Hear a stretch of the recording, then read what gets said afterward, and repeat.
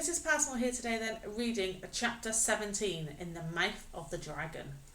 Hiccup fell into the dragon's mouth and its teeth snapped shut behind him like prison doors. He was falling through complete darkness, surrounded by the smell so awful it was suffocating. He jerked to a sudden halt as the back of his shirt caught on something and held. Hiccup hung there in the darkness, swaying gently. By 1,000 to 1 chance, his shirt had caught on a spear, still stuck in the dragon's throat since his Roman banquet. Hiccup's foot brushed against the wall of what he presumed was the dragon's throat. The dragon's digestive juices stung like acid, and he snatched his foot away.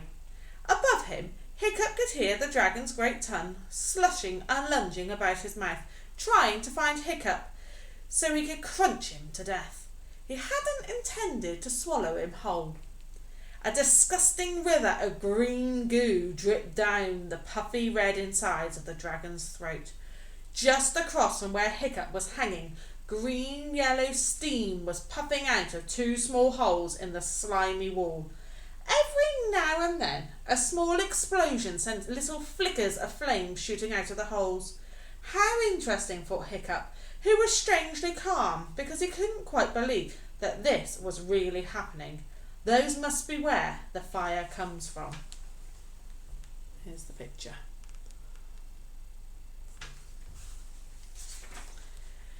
Viking biologists had wondered for years where the fire that dragons came from. Some said the lungs, others said stomach. Hiccup was the first to discover the fire holes, which are too small to see with the naked eye in a normal-sized dragon. Way down below him, Hiccup could hear a distant rumbling of singing from the dragon's previous meal. A sea dragon, Giganteus, obviously takes a long time to digest, thought Hiccup. It was indeed still going strong. Humans can be bland, but if you have some salt to hand, a little bit of brine will make them taste divine. The spear was gradually bending over with Hiccup's weight. It was only a matter of time before it broke, and he fell to join the breezy Optimus in the stomach below.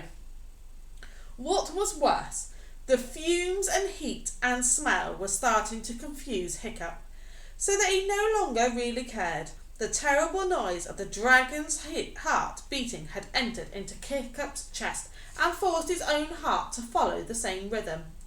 A dragon has to live, after all, he found himself thinking, and then he remembered the dragon's words to him as he stood on the cliff top. You'll find that you come round to my point of view once you're inside me. Oh no, thought Hiccup. The dragon's digestion, it's already working. I need to live, he repeated to himself over and over again, trying desperately to block out the dragon's thoughts.